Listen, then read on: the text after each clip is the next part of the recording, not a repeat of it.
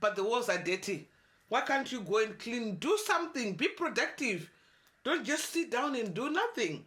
The knowledge, nobody can take away the knowledge from you. That's why, like today, if you see on my channel, I'm teaching my children how to do things. But have you ever felt like giving up because you tried and tried?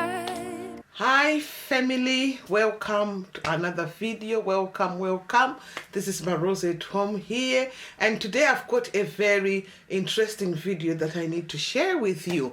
So as you can see from the title, it is Get to Know Me and How My Childhood Influenced the woman I am today. Yes, yeah, and it's mainly going to be based around my content, the things that I can do, how did I learn all the things that I do on this channel. So the Get to Know Me will be just sort of based around those areas.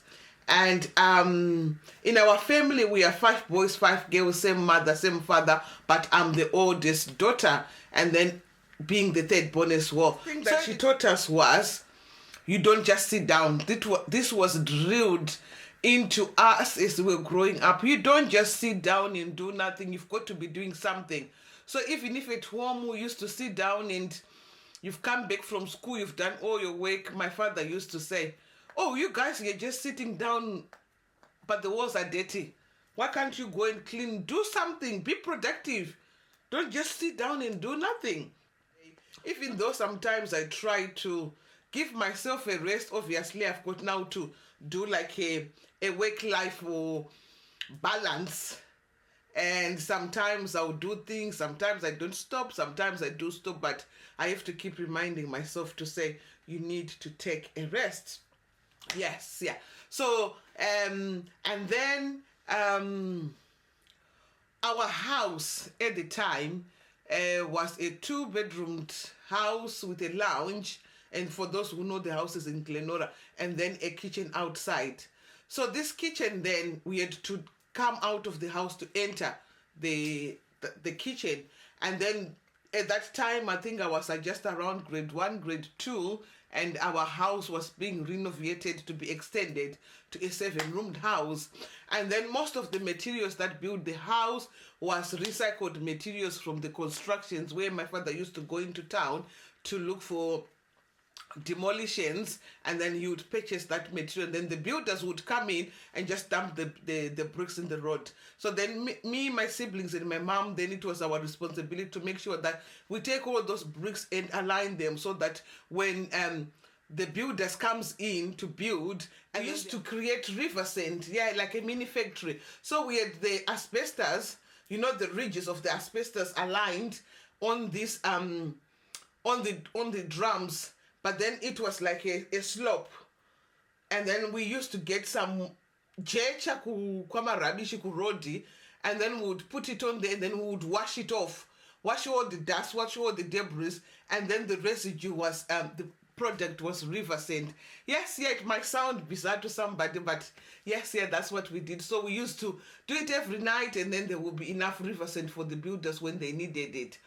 Yes, yeah, and then he then taught us how to the stages of building a house. From what you need to do, you need to get the builders in, you need to have a plan in place, the plan needs to be approved. So he taught us everything. When the house was being extended, he was letting us know every stage, which has actually helped me today with the house that we are building in Zimbabwe. I used all that information from the things that he has been already drilled into me to say, you don't cut corners, you've got to make sure everything is well documented, everything is in the right place, the builders, the council is aware, and then you're doing everything by the book as it should do. And then the other thing that did is that he taught us the process, all the stages of purchasing property, because at that time he had quite a few stands dotted around in Harare, and then he used to teach us how to acquire a property, what checks needs to be done, where to go, and looking out for any red flags. So that was already drilled in me, which really helped me today in when we are acquiring anything. I sort of, that's why if you look on my previous video when we purchase this property that we've got. We didn't engage the lawyers until it was a later stage, because I know what to look out for. I know the checks that needs to be done, and I thought I'll do them myself. And with the scare of things that the scary of how things are happening in Zimbabwe. And then the next year, social life wasn't a good area when we were growing up, because we didn't have time. Playing wasn't on the list. Just sitting down playing with friends wasn't on the plan. So we used to be doing something, even if you are a school day. When remember when I was grade 1, that's when I learned how to cook sadza. So we would come back from school, and we used to wear at that time white socks, pure white socks. And then as soon as I come back from school, the first thing was to change in my uniform into clothes. And then the second thing was to wash my white socks. So I would wash them and then leave them when I think they're clean, leave them in the bucket for my mom to check. And then once she's happy that they've got no stain left in them, then she would tell me to put them on the line. So while I'm washing my socks, at the time my father used to work in a hotel where he used to do late shifts, and around 3 o'clock, that's when he would leave the house. So he would eat sadza, his main meal. And the sadza would be boiling on the stove, and my mom then used to say, you need to come and finish cooking the sadza, kumona. And at that time, I wasn't tall enough. The stove was too tall for me, so I couldn't reach. And she used to put a bench for me to step on there and start kumona sadza. And I remember the first few days, I used to sweat. I used to sweat until I got used to it. By the time I was grade 5, I was able to cook bodore sadza. By then, I was already doing a lot of things. Being the eldest daughter, a lot of things was taught to me than my sisters and my other siblings. Yes, yeah. And then one of the things was there was no jobs for a boy or a girl in our house. So what used to happen is, like, when we had then, for those of my age in Zim, those days, we had each family at a time where everybody's got to be inside and the gate would be locked. Not like these days, these youngsters who just comes and goes. And our time for the gate to be locked and make sure that the property is safe was 6 o'clock. So my father would say I was responsible, would exchange with my brothers and my sister. 6 o'clock, I had to make sure on some days, if it's my duty to make sure the gate is locked, I get the key, I get the chain, I will lock the gate and then put the keys inside. And then we know that at night the house is going to be safe, it's going to be secure. While I'm doing that, my brothers, then one of them will be responsible for kugeza mgoti, because we used not to wash the dishes at night after dinner. We would eat sadza and finish, but as soon as my mom finished kupakura sadza to save all, one of my brothers would get the pot and the mugoti and shigwaku, both 2 serving spoons, and then they will go and wash it, because mugoti wainzi unorara wageswa every night kuitira kuzoomerera, so that the sadza is not going to stick and make it difficult to clean in the morning. So we had duties of my brothers working in the house with my mom, and me or my sister working outside with our father. And then one of the things that he taught us, he had a diesel car. And in Zimbabwe, we care some things. And the diesel car, sometimes his car used to have a problem with airlock. So he would tell you, whereas the minute, or maybe we're in the house, we want to go somewhere else, and you hear the car going, it's not starting. There's a possibility that there is airlocked in the carburetor. So he taught us how to drain the airlock.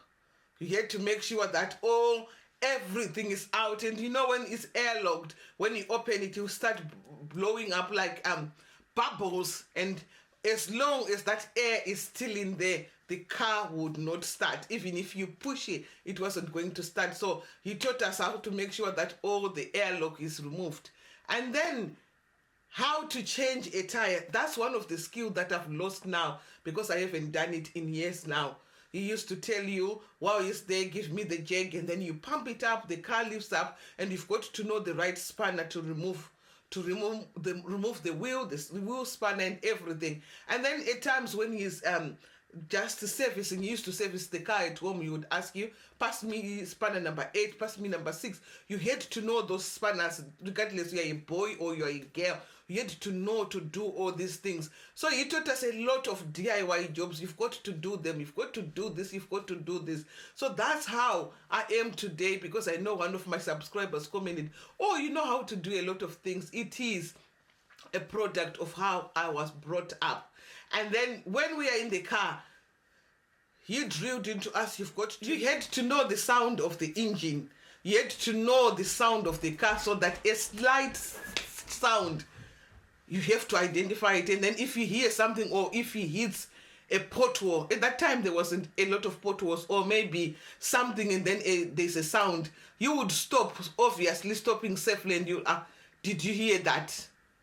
And then he used to come out of the car, do a 360 degrees to find where is the sound coming from. And at those times we used to play a lot of mangwenjeri. It would be, maybe there is a tin of baked beans left in the road that we used to use as cars or anything, and then he's got to find the problem.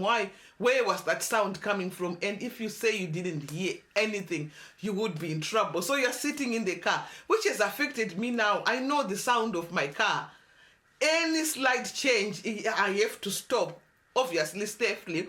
But even though I know that some of the things are not possible, I'm trying to adjust here and there where I can, where it's negative. I'm just sort of thinking, oh yeah, I'm going to leave this. But one of the things that I've learned is you've got to be alert. You've got to be alert at all times. And then, so that's how we used to be. And now my main challenge today, I can't drive a car that's got a light on a dashboard. I've got to find out what it is.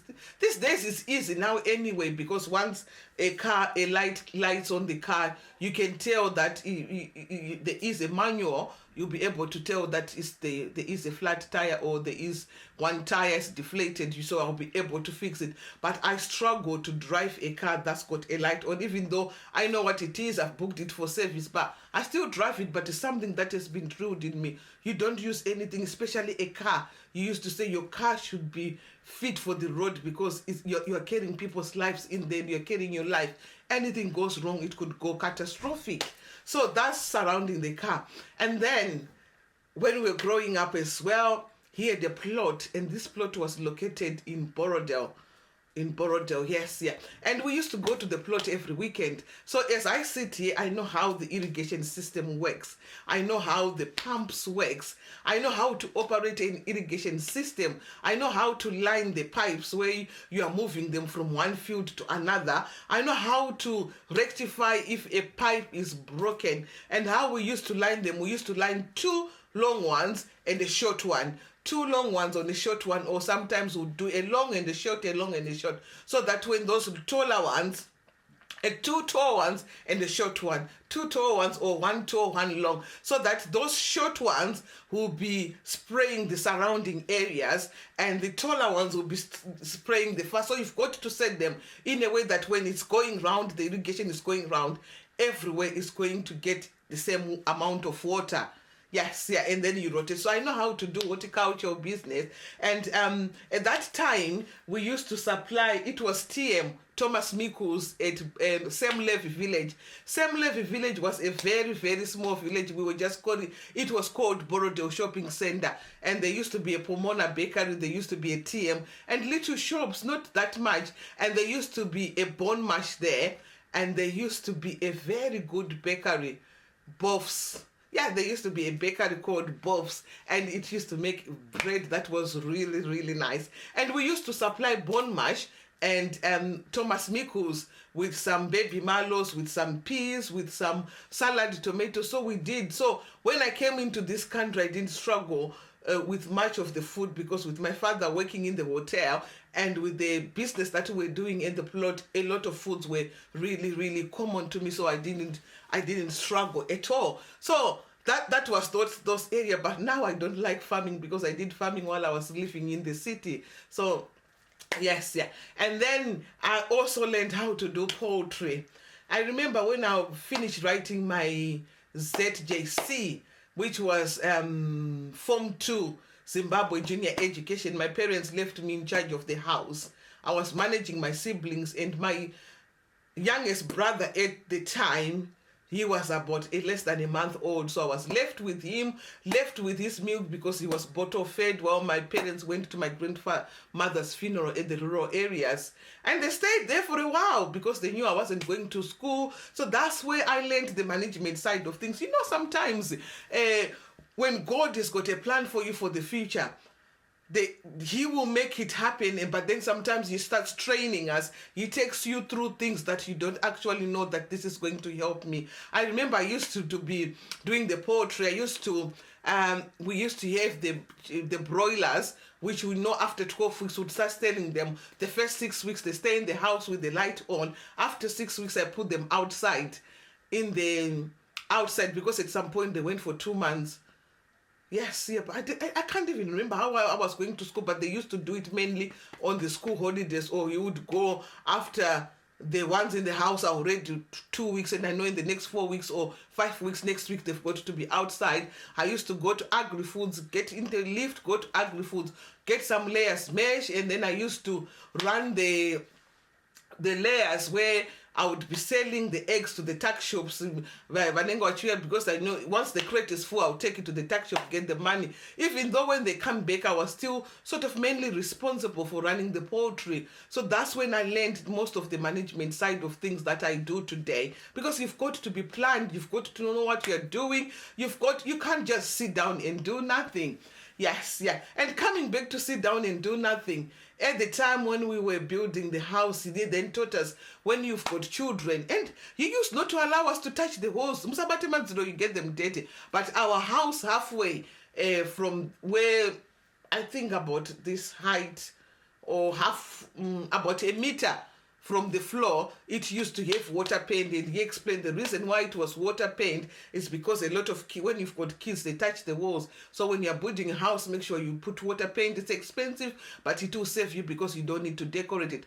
Up until today, our house has never been decorated to put new paint in. And when I go home next time, I'm going just to have a look at the walls to see how they are. But this has been more than, I would say maybe 30 years. And the paint is still intact because you've got to constantly clean it. It doesn't come off, and then the top one would have multi-motion where nobody reaches. So yes, yeah. And then he taught us how to save. You've got to save. And where he said when we're growing up, you would have a POSB bank. I don't know if for those who can remember, there were a green book with 4 letters, POSB, Post Office Savings Book. And every time you've got a money opportunity, don't use it, go and bank it. Don't use it, go and bank it. And I remember my first POSB book was when I was grade 6, grade 7. It was before I went to secondary school. I was still in primary. And then I used to get that. And what he used to do at the end of every term, he would put $5 on the table. And he would then look. I used to get number one. I've never been number one in school. In Zimbabwe, they grade you with number 1, number 2. And he used to say, anyone who's been top 5 in their class, grab the money and go and put it in your bank. And every time I used to grab that money. And then it would be the last day of the school. And the following day, I'm walking from Glenora, from Spaceman to Chitubu, Glenora B to go this, because that's where the nearest post office was to put the money in. So I was taught to start saving from a young age. And then on top, used to have problems with elements, the fuse. They used to fuse every now and then. The fuse will blow, and then if you wait for him to come back and say the iron is not working, he's going to ask you, why is it not working? If you check the fuse, and if he say no, you are going to be in trouble. You don't just sit and do nothing. You've got to try. If the iron is not working, if you checked to make sure it's not the fuse that's blown. If it's the fuse, if you change the fuse, come and tell me, Father, the iron is not working. I've changed the fuse and I think the iron is broke.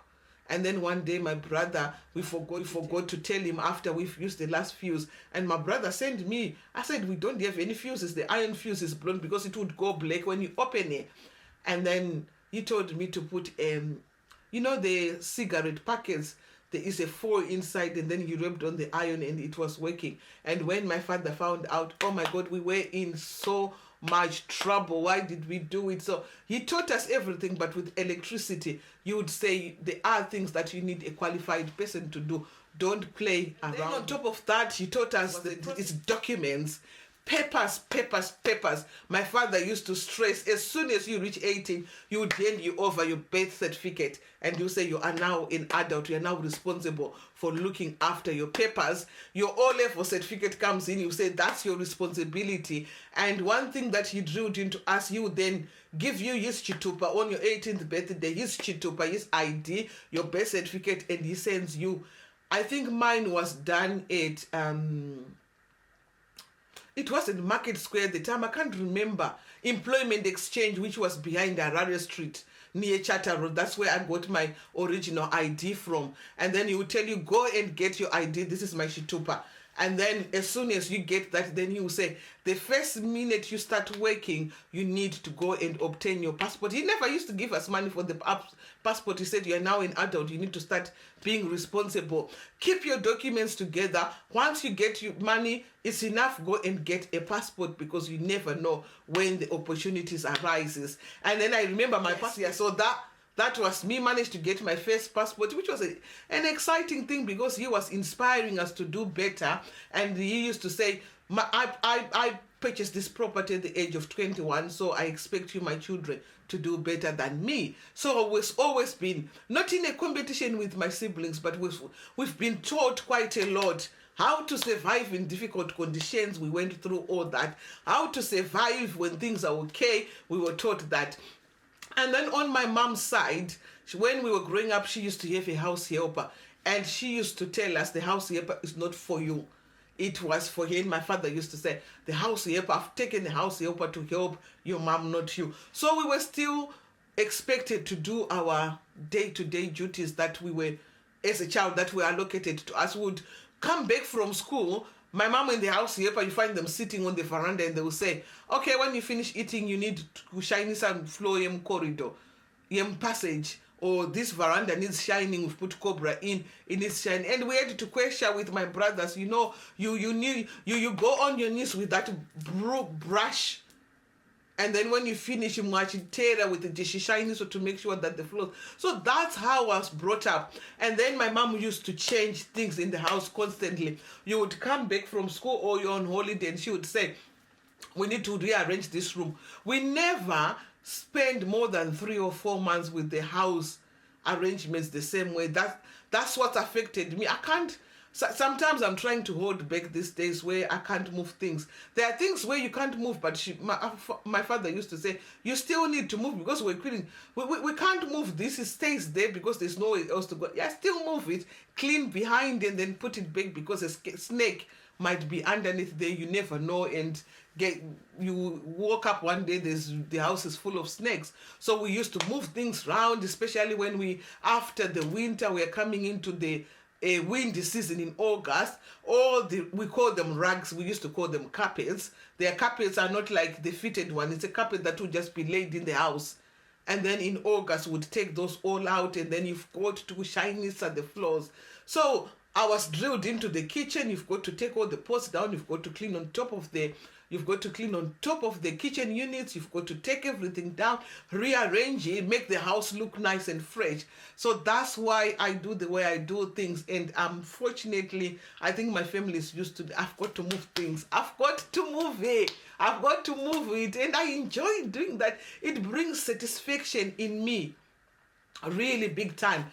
And then my mom then taught me how to knit. I know how to knit a cardigan from a pattern. I know how to read those knitting patterns. I know how to knit baby sets.